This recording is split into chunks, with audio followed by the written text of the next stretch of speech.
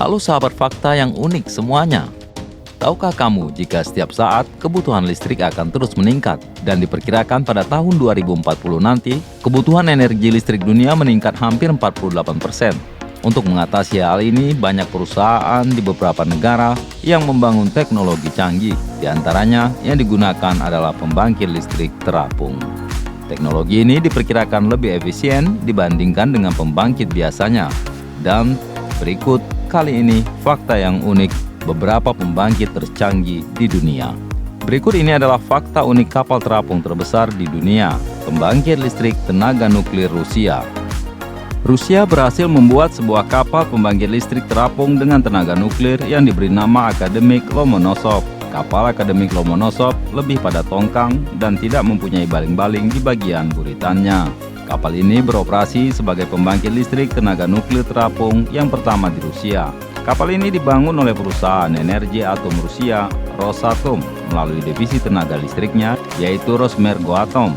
Kapal Akademik Lomonosov ini selesai pada tahun 2018 dengan biaya sebesar 232 juta US dollar atau setara 3,3 triliun rupiah. Panjang kapal ini 144 meter dengan lebar 30 meter.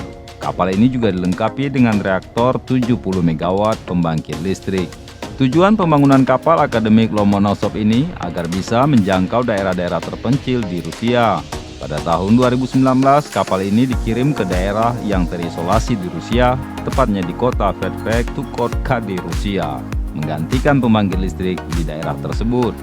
Dengan adanya kapal ini bisa memenuhi kebutuhan listrik 100.000 jiwa dan direncanakan beroperasi 10 tahun. Setelah itu, kapal akan dikembalikan ke pelabuhan aslinya untuk perawatan dan membuang limbah nuklirnya. Yang kedua, pembangkit listrik terapung Wärtsilä merupakan perusahaan internasional yang berasal dari Finlandia. Mereka fokus melayani berbagai peralatan energi untuk lautan. Selain itu, mereka juga memproduksi kapal pembangkit listrik yang berjumlah 26 kapal. Di antara pembangkit terbesarnya adalah kapal Esteral del Mar II yang pernah dikirim ke negara Republik Dominika pada tahun 2012. Kapal ini dengan kapasitas 103 MW serta dilengkapi dual fuel well yang dapat beroperasi dengan bahan bakar HFO dan LNG. Kapal ini dibangun menggantikan dua kapal pembangkit listrik yang sudah tua di Republik Dominika, di mana rencananya kapal ini akan beroperasi 20 tahun ke depan. Selain kapal Esteral del Mar II, Wärtsilä ini juga memiliki kapal terapung yang bernama Louis di negara Papua Nugini. Kapal ini berkapasitas mesin 71,4 MW. Kapal ini memenuhi kebutuhan listrik di pertambangan emas di Papua Nugini.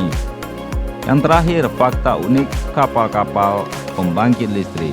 Kapal Karadenis, sebuah pembangkit terapung yang dibuat oleh Karva Warship, menghasilkan kapasitas terbesar 470 MW. Sejak 2010, perusahaan kapal Warship ini telah membuat kapal terapung lebih dari 25 unit dengan kapasitas terpasang melebihi 4.100 MW. Kapal dari Karva Warship banyak digunakan di beberapa negara di dunia, seperti di Timur Tengah, Afrika, dan Asia. Pembangunan kapal Karva Warship dibuat di galangan terbesar di Eropa, berlokasi di Istanbul, Turki. Setelah kapal Karva Warship siap dibikin, lalu dikirim ke negara konsumen. Pembuatannya disesuaikan dengan kebutuhan konsumen. Kapal Karva Warship terbesar yang pernah dibuat adalah Kalasakan, yakni kapal Karadenis Powership Osman Khan. Kapal ini diluncurkan pada 2016 dengan panjang 300 meter dan lebar 50 meter. Sedangkan untuk kapasitas daya mulai 415 MW sampai 470 MW. Penggunaan dan kelebihan kapal ini bisa menjangkau daerah terpencil. Pengiriman kapal ke negara konsumen sangat cepat, antara 90 hari sampai 180 hari. Cara kerja kapal ini sangat juga sederhana. Setelah kapal tiba di pelabuhan, kapal hanya butuh tempat di kedalaman air minimal 5 hingga 7 meter untuk ditambatkan. Setelah itu, kapal melakukan pengisian bahan bakar gas alam ke kapal Karva Warship lewat pipa gas. Pengisian bisa dilakukan dengan dua cara. Pertama, pengisian lewat kapal yang telah disediakan perusahaan. Biasanya bagi negara konsumen tidak memiliki bahan bakar sendiri. Yang kedua adalah dengan pengisian bahan bakar HFO dan LNG oleh konsumen Setelah itu, kabel transmisi yang terhubung akan mendistribusikan listrik ke gardu-gardu tempat konsumen berada. Salah satu negara Asia yang juga menyewa kapal ini, salah satunya negara kita, Indonesia. Hal ini dilakukan guna mengatasi defisit listrik di sejumlah wilayah. Kapal ini disewa pemerintah kita selama 5 tahun melalui PT PLN Persero.